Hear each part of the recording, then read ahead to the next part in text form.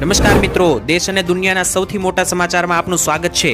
તો આજના તાજા સમાચાર મેળવવા માટે વિડીયોને અંત સુધી જોતા રહો અને આવા જ દરરોજના સમાચાર સૌથી પહેલા મેળવવા માટે આ ચેનલને સબસ્ક્રાઇબ કરવાનું ના ભૂલતા।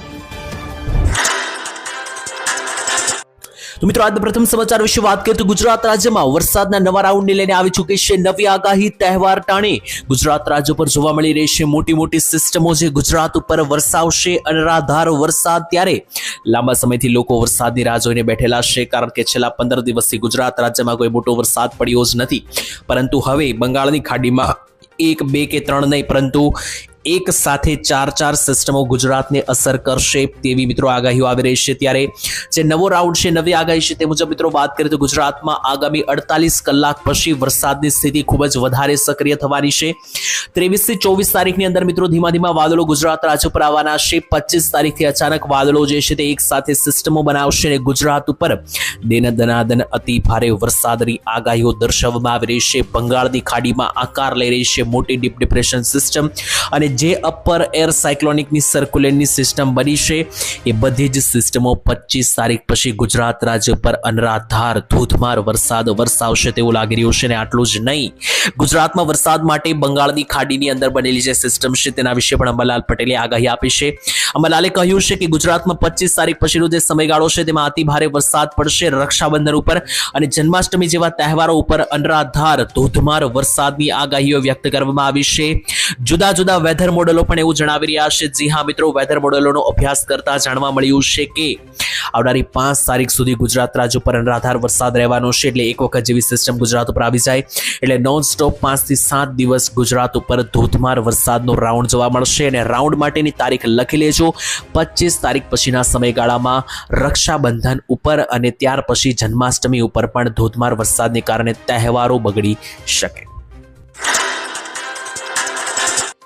ત્યાર પછીના મહત્વના સમાચાર વિશે વાત કરીએ તો રક્ષાબંધન ઉપર ગ્રહણ ઉપર ખાસ ચેતવણી આપવામાં આવી છે। ત્યારે મિત્રો આ વર્ષે રક્ષાબંધન 28 તારીખ છે અને રક્ષાબંધનને દિવસે જ ગ્રહણ થવાને લઈને, ચંદ્રગ્રહણ થવાને લઈને સૌથી મોટા સમાચાર છે। તો આ વખતે રાખડી બાંધો છો તો આ ગ્રહણની અસર થશે કે નહીં તેના વિશે વાત કરીએ મિત્રો આ વખતે જે છે તે રક્ષાબંધનનું મુહૂર્ત જાણવું એટલા માટે જરૂરી, કારણ કે આ વખતે ગ્રહણની અસર હોવાથી ખાસ કયો તારીખ કઈ વાર મિત્રો જે છે તે ખાસ મહત્વનો છે અને કયો ટાઈમ જે છે રાખડી બાંધવા માટે ઉચિત છે એ સમજવું ખૂબ જરૂરી, કારણ કે મિત્રો જ્યારે પણ ગ્રહણ હોય છે ત્યારે સૂતક લાગતો હોય છે અને એ પરિસ્થિતિમાં કોઈ શુભ કામ કરવામાં આવતા હોતા નથી। ત્યારે આ વર્ષે મિત્રો કમનસીબે મિત્રો બધું જ એક જ દિવસે ભેગું થઈ ચૂક્યું છે, એટલે રક્ષાબંધન પણ 28 તારીખ છે અને ગ્રહણ પણ મિત્રો એ જ દિવસે છે। ત્યારે ગુજરાત રાજ્યને લઈને મિત્રો વાત કરીએ તો આ વર્ષે રક્ષાબંધનના તહેવાર ઉપર ભદ્રાની અંદર મિત્રો પડછાયાની મુક્તિ થવાની છે। જોકે એ દિવસે પંચક રહી શકે। 28 ઓગસ્ટના રોજ જે છે તે મિત્રો રક્ષાબંધન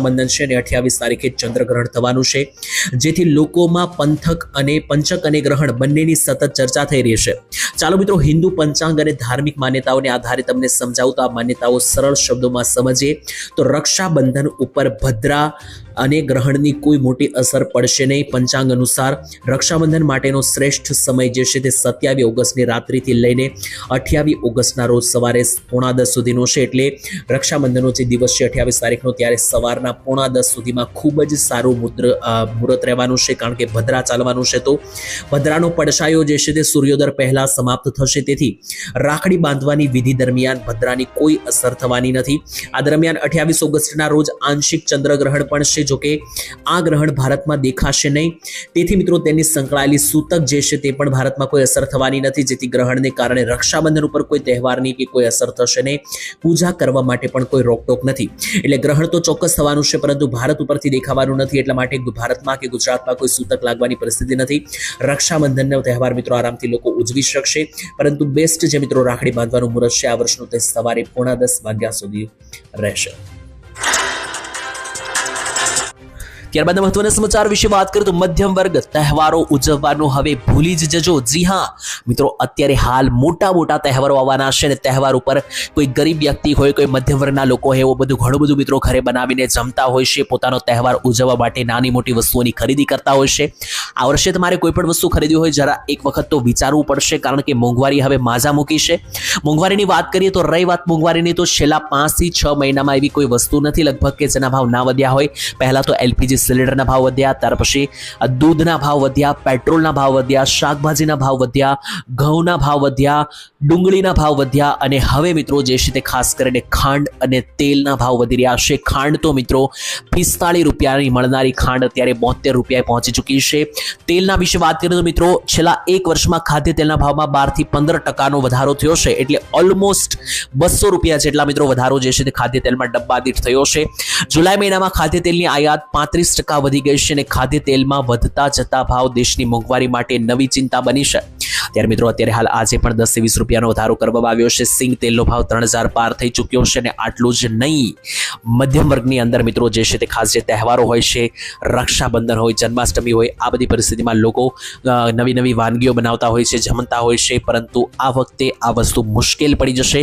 ખાંડના ભાવ 72 રૂપિયા પહોંચતા તો તમારે ભગવાનનો પ્રસાદ બનાવવો હશે તો પણ એક વખત વિચારવું પડશે, કારણ કે 1 કિલો ખાંડ ઘડીકમાં મિત્રો જે છે તે વપરાઈ જતી હોય છે અને એનો ભાવ 75 રૂપિયા પહોંચવાની એકદમ નજીક છે.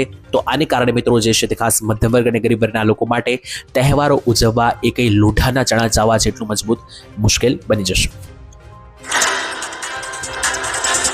ત્યાર પછીના મહત્વના સમાચાર વિશે વાત કરીએ તો ઝેરી દારૂ એટલે કે લઠ્ઠા કાંડ ઉપર ગોપાલ ઇટાલિયાએ આપી દીધું છે મોટું નિવેદન. સૌથી મોટા સમાચાર અત્યારે આવી રહ્યા છે લઠ્ઠા કાંડને લઈને. ભાવનગરમાં થયેલું જે લઠ્ઠા કાંડ છે એમણે હવે મોટું રૂપ ધારણ કરી લીધું છે. જી હા દર્શક મિત્રો, ગોપાલ ઇટાલિયા જૂનાગઢના ધારાસભ્ય જે છે તે મિત્રો ખાસ કરીને હવે મેદાનમાં આવ્યા છે. ત્યારે આ જે મિત્રો લઠ્ઠા કાંડ છે તેની અંદર તો મોટા મોટા મિત્રો જે છે તે ખાસ કરીને કાંડ સામે આવ્યા છે. એની અંદર વિસ્તારથી તમને સમજાવીએ તો આ લઠ્ઠા કાંડની અંદર અત્યાર સુધીમાં 13 જેટલા લોકોના મૃત્યુ થઈ ચૂક્યા છે.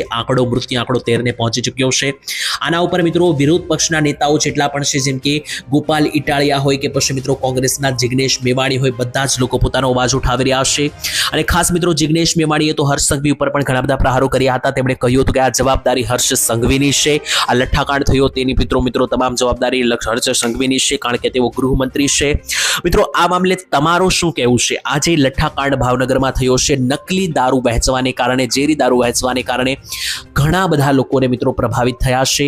હજુ પણ મિત્રો ઘણા બધા લોકો હોસ્પિટલમાં દાખલ થયેલા છે. 13 જેટલા લોકોએ જીવન પોતાનું ટૂંકાવ્યું છે, એટલે કે જીવન ગુમાવ્યું છે. અને આટલું જ નહીં, આ મુદ્દે મિત્રો ખાસ કરીને અસલી જવાબદારી તમે કોને માંગો છો જરૂરથી કોમેન્ટમાં લખી દેજો. આ જે વસ્તુ થઈ તેની પાછળ જવાબદાર સૌથી પહેલા તો પ્રજા છે, બીજા નંબરે સરકાર છે, ત્રીજા નંબરે મિત્રો દારૂના અડ્ડાઓ છે કે પછી ચોથું કોઈ અન્ય કારણ છે. તમારું શું માનવું છે જરૂર મિત્રો એક વખત નીચે કોમેન્ટમાં તમારી રાય લખીને જણાવી આપજો. ત્યાર પછી મહત્વના સમાચાર વિશે વાત કરીએ તો સરકાર આપશે 15,000 રૂપિયાની સહાય. જી હા મિત્રો, આ યોજના વિશે સરકારે પહેલા જ મિત્રો માહિતી આપી હતી. આ યોજના મિત્રો આજકાલની નથી, પરંતુ 3 વર્ષ જૂની છે. આ યોજનાનું નામ છે પ્રધાનમંત્રી વિશ્વકર્મા યોજના. અને આ જે પ્રધાનમંત્રી વિશ્વકર્મા યોજના છે તેની અંદર તમને લાંબા પાયે મિત્રો સહાય, લાંબા ટૂંકી મોટી મિત્રો જે છે તે ભેટ આપવામાં આવશે. વિસ્તારથી સમજાવીએ તો ભારત સરકાર દેશના સામાન્ય અને શ્રમજીવી લોકો એટલે મધ્યમ વર્ગ અને ગરીબ વર્ગના લોકો તથા જેટલા પણ લોકો એવા છે કે જેમને આર્થિક જરૂરિયાત છે તેવા તમામ લોકો માટે સામાજિક ઉત્થાન અને સમયાંતરે એક નવી યોજનાઓ બહાર પાડતી રહેશે. એમાંની મિત્રો આ મહત્વપૂર્ણ યોજના છે જેનું નામ છે પ્રધાનમંત્રી કૌશલ્ય સન્માન યોજના એટલે કે પ્રધાનમંત્રી વિશ્વકર્મા યોજના. આ યોજનાની અંદર જે છે તે મિત્રો ખાસ કરીને આપણા સમાજના એવા કારીગરો અને શ્રમિકો માટે શરૂ કરવામાં આવી છે કે જેઓ પોતાના હાથ અને પરંપરાગત ઓજારો વડે કામ કરે છે. આ લેખમાં આપણે સમજીશું કે આ યોજનામાં કેટલા લોકોને સહાય મળશે. તો મિત્રો જે પણ લોકો કોઈ પણ તમે કામ કરતા હોય, દાખલા તરીકે કોઈ સુથાર હોય, કોઈ ધોબી હોય, કોઈ પણ કામ હોય મિત્રો, તમારા કામમાં જે પણ વસ્તુ તમે વાપરો છો એટલે સાધનો જે વાપરવામાં આવે છે એ ખરીદવા માટે સરકાર 15,000 રૂપિયા આપશે ટૂલકિટ સહાય યોજના રૂપે. એટલે માનો કે મિત્રો જો તમે લુહાર હોય તો મિત્રો તમારા ઓજારો ખરીદવા માટે યોજનામાં 15,000 મળશે. દાખલા તરીકે તમે ધોબી હોય કે સુથાર હોય તો એ પરિસ્થિતિમાં પણ તમારા જે ઓજાર હોય છે, દાખલા તરીકે કોઈ અન્ય કોઈ પણ કામ સાથે, કર્મ સાથે સંકળાયેલો હોય, તમામ લોકો જે મિત્રો છે તેમના કામમાં આવતા તમામ જે ઓજારો, જે શસ્ત્રો મિત્રો જોઈએ છે વાપરવામાં, એ બધા યંત્રો ખરીદવા માટે સરકાર 15,000 રૂપિયાની સહાય આ વિશ્વકર્મા યોજનાની અંદર આપશે. અને જો તમારા ધંધાની અંદર, તમારા વ્યવસાયની અંદર તમારે વધારે રૂપિયાની જરૂરિયાત હોય તો સરકાર તમને 3 લાખ રૂપિયા સુધીની સરળ લોન પણ આપી શકશે આ યોજનાની અંદર. ત્યાર પછી મહત્વના સમાચાર, પાકિસ્તાન જેવા દેશને લાગી રહી છે ભારતની બીક. જી હા મિત્રો, ભારત જે છે તે લગાતાર પોતાની કમર કસી રહ્યું છે અને પાકિસ્તાનને ડર સતાવી રહ્યો છે. હવે જી હા મિત્રો, તેમના ખુદ મિત્રો જે ત્યાંના મિનિસ્ટ્રી છે તેમના તરફથી મોટી માહિતી આપવામાં આવી છે. વિસ્તારથી સમજાવીએ મિત્રો, ગયા વર્ષે જે ભારત અને પાકિસ્તાન વચ્ચે યુદ્ધ થયું હતું, ઓપરેશન સિંદૂરમાં ભારતે પાકિસ્તાનને જડબાતોડ જવાબ આપ્યો હતો. ત્યાર પછી પાકિસ્તાન લગાતાર નારાજ થયેલું છે અને અવારનવાર ગમે તે બફાટ કરતું હોય છે, નાપાક હરકત કરતું હોય છે. ત્યારે મિત્રો ગયા વર્ષે જ્યારે પાકિસ્તાનનું યુદ્ધ થયું હતું ત્યારે ભારતે એક નિર્ણય લીધો હતો કે સિંધુ નદીનું જે પાણી છે તે પાકિસ્તાનમાં જવા દેવામાં નહીં આવે. એટલે સિંધુ નદીનું જે પાણી છે, સિંધુ જળ સંધિ છે તે રદ કરવામાં આવશે અને ભારત પાણી નહીં આપે. ત્યાર પછી પાકિસ્તાન અવારનવાર ધમકીઓ આપતું રહ્યું છે. અત્યારે ફરી એકવાર મિત્રો ધમકી આપી છે. વાત કરીએ પાકિસ્તાનના આયોજન મંત્રી એહસાન ઇકબાલના જણાવ્યા અનુસાર સિંધુ જળ સંધિ ઉપર રોક લગાવવાને ભારત જે છે તે એક શસ્ત્ર તરીકે વાપરી શકે. એટલે પાકિસ્તાનને બીક છે કે ભારતે પાણી રોક્યું છે, પરંતુ ગમે ત્યારે ભારત એક સાથે પાણી છોડીને પાકિસ્તાનમાં પૂર જેવી પરિસ્થિતિઓ પણ ઊભી કરી શકે, પાણીનો હથિયાર તરીકે ભારત ઉપયોગ કરી શકે તેવી ડર પાકિસ્તાનને અત્યારે હાલ સતાવી રહ્યો છે. તેમણે મિત્રો તેમણે ઘણી બધી માહિતી પણ આપી હતી અને આની પહેલા પણ તમને જણાવીએ તો ગયા વર્ષે પણ મિત્રો જે છે તે પાકિસ્તાને અવારનવાર ભારતને ધમકી આપી હતી કે જો ભારત પાકિસ્તાનને પાણી નહીં આપે, સિંધુ નદીનું પાણી ફરીથી શરૂ કરવામાં નહીં આવે તો પાકિસ્તાન મોટું યુદ્ધ પણ કરી શકે. અને થોડા સમય પહેલા જ પાકિસ્તાનના ઘણા બધા મિત્રો જે છે તે ઓફિશિયલ હોય છે તેમણે એવી પણ માહિતી આપી હતી કે જે દેશ પાકિસ્તાનનું પાણી રોકશે તો અમે એનો હાથ જ કાપી નાખશું, એવું પણ મિત્રો પાકિસ્તાને કહ્યું હતું. જોકે મિત્રો પાકિસ્તાન જે છે તે એ વાદળ છે જે માત્ર ને માત્ર ગજડે છે, એટલે કે જે વાદળ મિત્રો વધારે જે મિત્રો ગરજતા હોય છે એ કોઈ વરસતા હોતા નથી. તો પાકિસ્તાન તમે એ વાદળ ગણી શકો, એ માત્ર ગરજવાનું છે, વરસવાનું કોઈ દિવસ નથી. ત્યાર પછી મહત્વના સમાચાર, 2027ની ચૂંટણી જીતવા માટે ભાજપ પોતાની તૈયારીમાં લાગી ચૂક્યું છે. જી હા મિત્રો, તમને ના ખ્યાલ હોય તો જણાવીએ, 2027ની સાલ જે છે તે મિત્રો ઘણી બધી રીતે સત્તા પલટ કરવાની મિત્રો જે છે તે બની શકે, કારણ કે 2027ની ચૂંટણી જે છે તે ઘણો બધો મહત્વનો રોલ કરવાની છે, કારણ કે એક સાથે 6 મોટા રાજ્યોમાં ચૂંટણી છે 2027ની સાલની અંદર. અને આ ચૂંટણી જીતવી ભાજપ માટે ખૂબ જરૂરી હોવાને કારણે ભાજપ અત્યારથી તૈયારીમાં લાગી ચૂક્યું છે. ભાજપે ટીમો બનાવી નાખી છે ચૂંટણી જીતવાની તૈયારીઓ કરવા માટે. આની અંદર ગુજરાતના પણ ઘણા બધા લોકોને સારું એવું અહીંયા જવાબદારી આપવામાં આવી છે. વાત કરીએ તો ભાજપના પ્રમુખ નીતિન નવીને શનિવારે પાર્ટી અધિકારીઓ સાથે મળવાના હતા. દિલ્હીની અંદર ભાજપ મુખ્યાલયની આસપાસ નવા પાર્ટીના અધિકારીઓનું સ્વાગત કરવામાં આવશે. આટલું જ નહીં, જનરલ ઝેડ સાથે વાતચીત, સોશિયલ મીડિયાના જોડાણ અને 2027ની ચૂંટણી, આ બધા જ મુદ્દાઓ પર બેઠકમાં ચર્ચા કરવામાં આવશે. કારણ કે 2027 આની પછીની જે સાલ છે તેમાં ગુજરાતની પણ ચૂંટણી છે. જી હા મિત્રો, ગુજરાતની વિધાનસભાની ચૂંટણી છે, મોટી ચૂંટણી છે. આની સિવાય ગોવા, મણિપુર, પંજાબ, ઉત્તરાખંડ અને ઉત્તર પ્રદેશ જેવા 5 બીજા રાજ્યોમાં પણ મિત્રો જે છે તે ચૂંટણી છે. આ બધી ચૂંટણીઓ મિત્રો મહત્વનો રોલ ભજવવાની છે, એટલા માટે ભાજપે અત્યારથી તૈયારી કરવાની શરૂઆત કરી છે.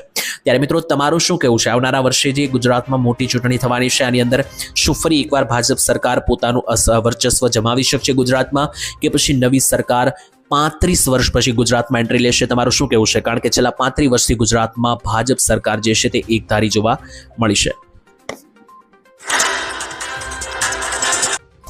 ત્યાર પછી મહત્વના સમાચાર, આ વર્ષના રિપોર્ટમાં ચોમાસાનો રિપોર્ટ જે છે તે કેવો આવ્યો તેના વિશે વાત કરીએ.